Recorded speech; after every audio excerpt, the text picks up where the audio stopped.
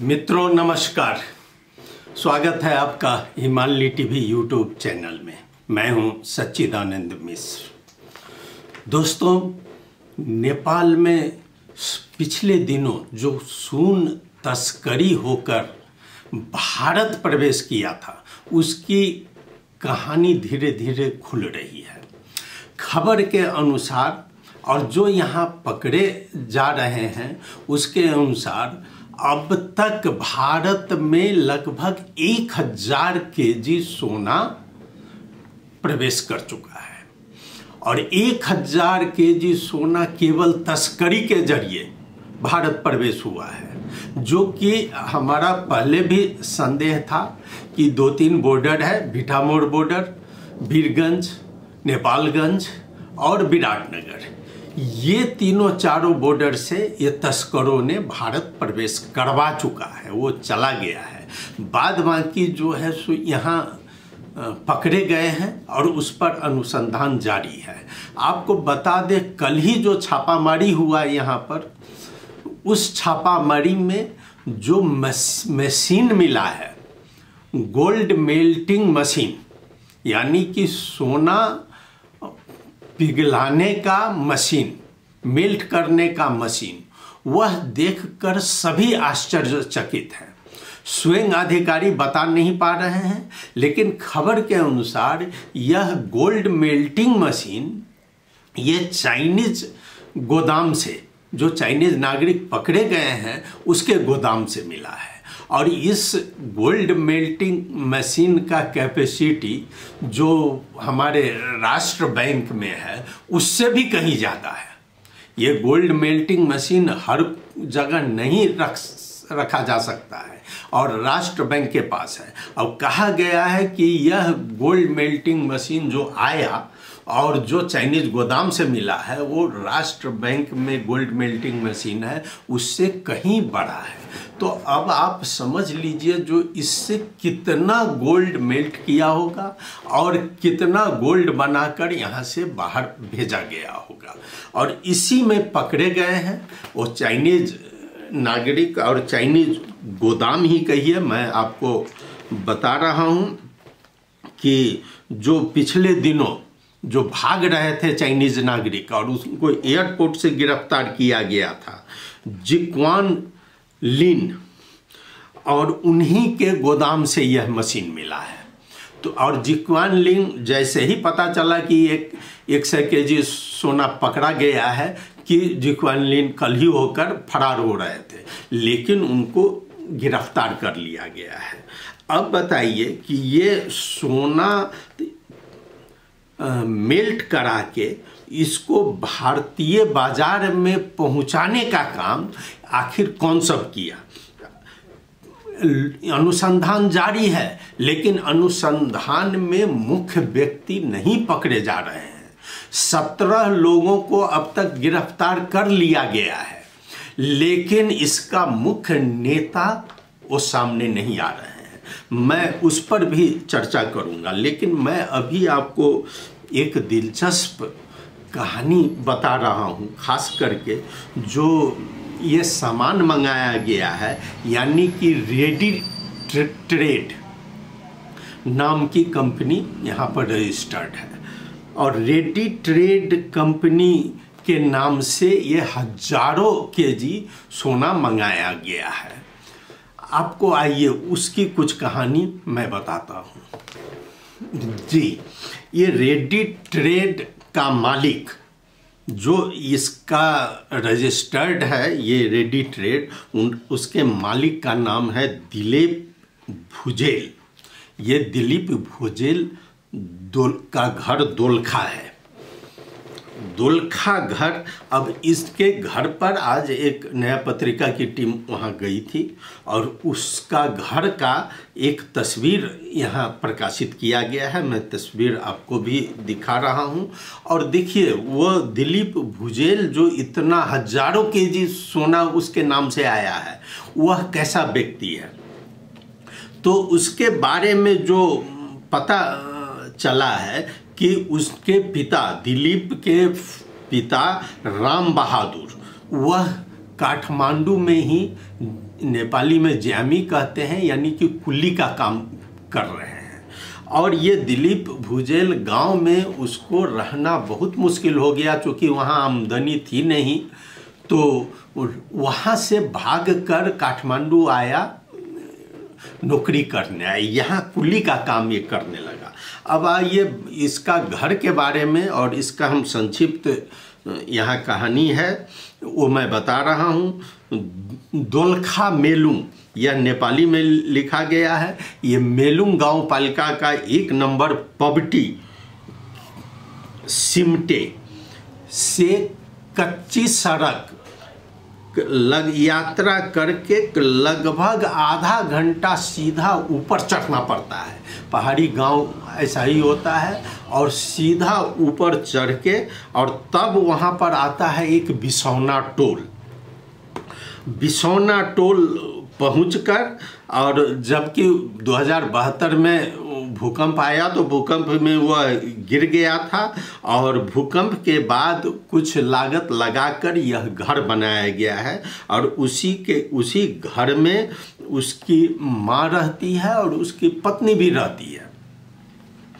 लेकिन यह चर्चा 1 क्विंटल सोना जो कंपनी रेडी ट्रेड के मालिक जो कहा गया है, वह 21 वर्ष का दिलीप भुजेल है। गांव के परिवार को मुंह दिखाना मुश्किल हो गया, क्योंकि कमा नहीं रहा था।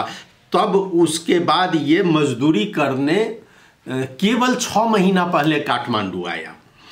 और देखिए किस तरह लालच में यह व्यक्ति फंसा है और इसको फंसाया गया है। उसके फादर राम बहादुर भी अभी 6 महीना से यहाँ मजदूरी कर रहे हैं, और राम बहादुर के अनुसार जैसे ही राजस्व अनुसंधान विभाग 3 श्रावण में हांगकांग से लाए हुए 100 केजी सोना के बरामद किया और भुजेल को गिरफ्तार किया, और तब पता चला तो उसके परिवारजन अभी स्तब्ध है। उस सबको पता नहीं है कि भुजेल यहाँ आकर ऐसा काम कर रहा है। अब उसमें मजदूरी के लिए जब यहाँ पर आया, वह सोना तस्कर के कांड में जेल में पड़ा है। यह सुनकर उसकी माँ कल्पना रो रही है गांव में, और उसकी पत्नी भी वहाँ पर रो रही है।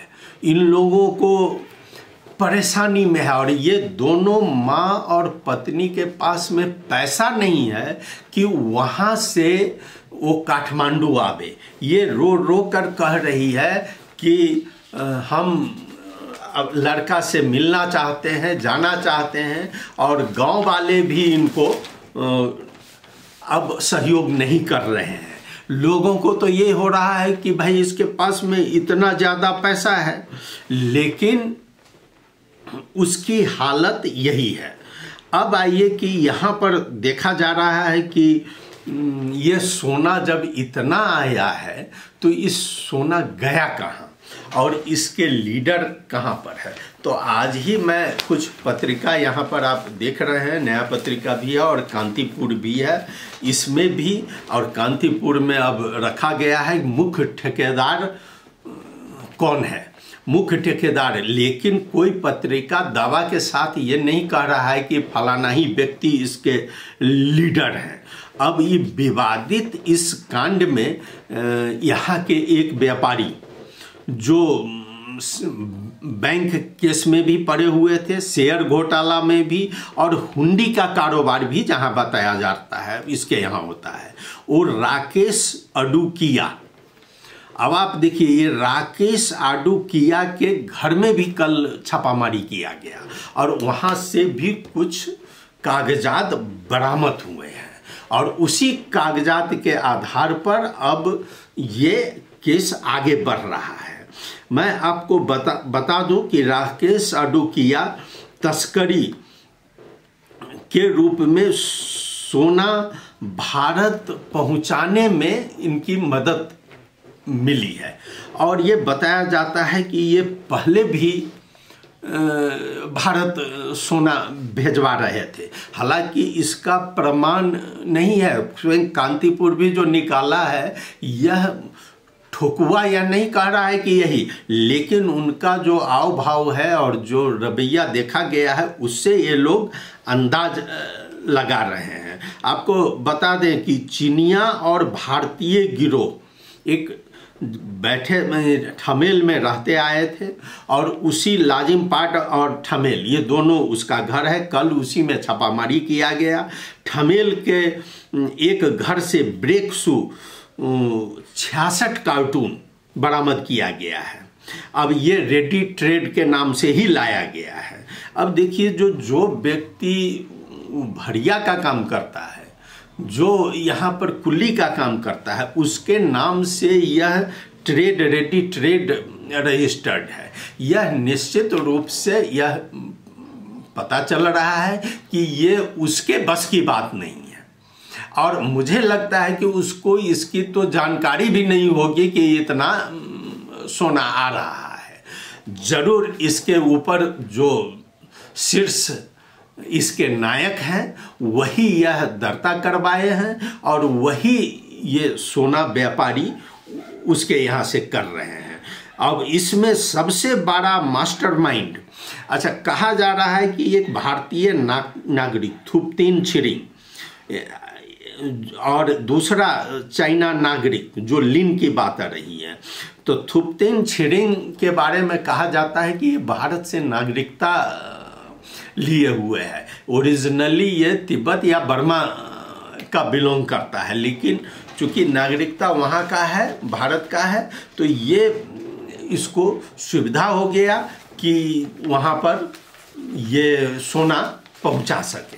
अब यही चीज़ मुख्य ठेकेदार के बारे में यहाँ दिया गया है। मैं आपको कुछ डाटा बता दूं जो नेपाली में यहाँ रखा गया है कि 8 कार्टून ब्रेक शू को आवरण भित्रिय को क्विंटल सुन आषाढ़ 29 माह बरामद हुनु अघि पनि 2 महीना के अंदर रेडी ट्रेड के नाम से हांगकांग से 1997 केजी सामान इसी ट्रेड के नाम से आया है, जिसमें ब्रेक शू है और सेवर, ये इलेक्ट्रिक सेवर जो है वो, और मैकेनिकल मोटर, ये उसी ट्रेड के नाम से आया है। इस सब की आकृति देखने के बाद लगता है कि इसमें सोना लाया गया है, जो कि निकाल लिया गया है।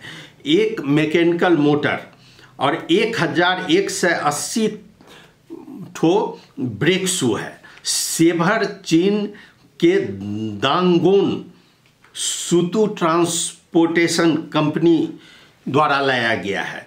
मैकेनिकल मोटर ताइवान तालमंग कंपनी से और चीन के जियांगेन फेंगटोंग ट्रांसपोर्टेशन कंपनी से ब्रेक शू लाया गया है। रेडी ट्रेड सामान पठाउने कंपनी अपनी फर्जी है, यह भी लोग आशंका कर रहे हैं।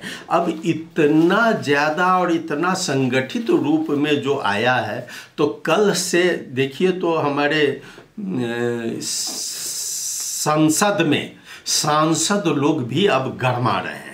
वैसे सांसदों के लिए अभी तक सभी चुप थे, लेकिन कल से देखा जा रहा है तो कम्युनिस्ट पार्टी के सांसद संसद में प्रस्ताव ही लाए हैं कि उन्होंने तो गृह मंत्री और अर्थ मंत्री की राजीनामा की मांग कर दी है, लेकिन और कोई पार्टी नहीं था। जब वो बोलने लगे सुन तस्करी के बारे में, तो उन्हीं का कहना है कि 2-3 महीना में ही 22 कुंटल सोना नेपाल प्रवेश किया है। ये माले के प्रमुख सचेतक पदम गिरी ने रखा संसद में, और उन्होंने यह दावा किया कि यह 33 बार नेपाल में सुन लाया गया है। तो इतने मात्रा में जो सोना आया है वह गया कहाँ, और ये केवल भरिया नहीं लाया है, इसमें मंत्री स्तरीय हाथ जरूर होगा। लेकिन अब ये पता नहीं कहाँ का, ये आज से नहीं आ रहा है, जब एमाले की सरकार थी उस समय भी ये कांड हुआ है। इसीलिए, और जब वो बोल रहे थे संसद में तो एक तमाशा जैसा हुआ कि गिरी जी बोलकर जब संसद घेराव करने आने आए तो वहीं पर नेपाली कांग्रेस के सांसद भी उठ गए और सुनील शर्मा बोलने लगे। सुनील शर्मा उससे भी आगे बोलने लगे कि अगर आप इसको नहीं पकड़ोगे तो हम इसमें आमरण अनशन पर बैठेंगे। ये सत्ताधारी नेपाली कांग्रेस के, और उनको साथ रामहरि खतिवाड़ा जी और सांसद सब भी उनको, शर्मा जी को समर्थन करने लगे। तो अब ऐसा देखा जाता है कि सांसद में भी, सांसद लोगों द्वारा भी अब कड़ा विरोध हो रहा है। ये लोग गृह मंत्री, अर्थ मंत्री की राजीनामा मांग रहे हैं, लेकिन अब पता नहीं ये राजीनामा और सांसद कई बार जागे हैं, लेकिन हर बार एक नया कांड आ जाता है और नया चीज आ जाता है, उसके बाद में पिछला चीज भूला जाता है। तो अभी चूंकि विपक्ष को कोई सामने है भी नहीं एजेंडा, तो उन्होंने इसको पकड़कर संसद में रखा है। प्रधानमंत्री नहीं है, प्रधानमंत्री आने वाले हैं। अब उसके बाद में देखा जा सकता है कि अब यह क्या मोड़ लेता है। लेकिन यह एक इतनी दिलचस्प कहानी है और इसके पीछे का रहस्य इतनी छिपी हुई है जो अभी कहा नहीं जा सकता है कि कौन इसका असली नायक है, जो और कितने लोग हैं। धीरे धीरे लोग देश छोड़ के भाग रहे हैं नेपाल से। यही इन पर जो ये व्यापारी अडू किया पर जो आरोप लगा है, तो वो व्यापारी भी यहाँ से बताया जाता है कि भारत गए, भारत से फिर दुबई गए, दुबई से फिर हांगकांग में चले गए और हांगकांग में वो चाइनीज अड्डा पर बैठे हुए हैं, फिर वहाँ से एयरपोर्ट, त्रिभुवन एयरपोर्ट पर भी दिखा गया है। तो ये बहुत लंबी कहानी है। फिलहाल इसकी जांच हो रही है और जब जांच आएगा तब सही पता लगेगा कि यह गोल्ड, सोना कितना आया और कितना भारत गया और कितना नेपाल के लोगों के पास गया। यह आपके समक्ष मैंने आज की यह जानकारी रखा। आपको कैसा लगा ज़रूर अपनी प्रतिक्रिया भेजें। दोस्तों नमस्कार।